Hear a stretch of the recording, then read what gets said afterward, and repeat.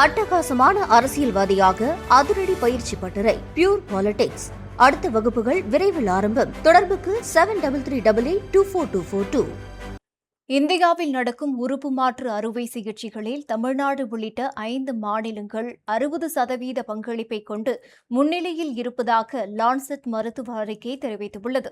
இந்தியாவில் உறுப்பு மாற்று அறுவை சிகிச்சைகள் குறித்த லான்செட் சுகாதார அறிக்கை வெளியாகியுள்ளது.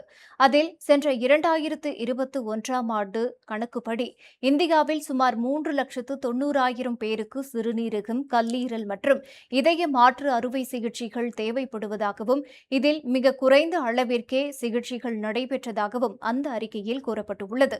குறிப்பாக சிறுநீரக மாற்று அறுவை சிகிச்சை தேவைப்படுபவர்களில் வெறும் 7.2% மட்டுமே சிகிச்சை நடைபெற்றுள்ளது.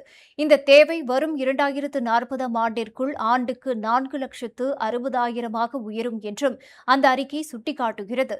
மேலும் இந்தியாவில் நடக்கும் உறுப்பு மாற்று அறுவை சிகிச்சைகளில் 80% சிகிச்சைகள் தனியார் மருத்துவமனைகளிலேயே மேற்கொள்ளப்படுவதன் காரணமாக ஏழை எளிய மக்களுக்கு இந்த சிகிச்சைகள் கிடைப்பதில் தொய்வு ஏற்படுகிறது என கூறப்பட்டுள்ளது.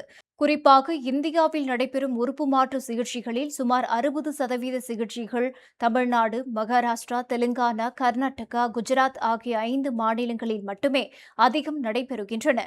நாட்டின் ஒட்டுமொத்த மக்கள் தொகையில் 29% மக்கள் தொகை மட்டுமே கொண்ட இந்த 5 மாநிலங்களில் மருத்துவ கட்டமைப்பு வலுவாக உள்ளது என்று அறிக்கையில் தெரிவிக்கப்பட்டுள்ளது.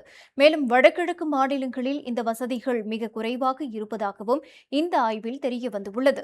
உறுப்பு தானம் செய்பவர்களில் 82% பேர் உயிருடன் இருப்பவர்கள் என்றும் இறந்த பிறகு உறுப்பு தானம் செய்பவர்களின் எண்ணிக்கை வெறும் 18% மட்டுமே உள்ளது என்றும் லான்செட் அறிக்கை சுட்டிக்காட்டியுள்ளது.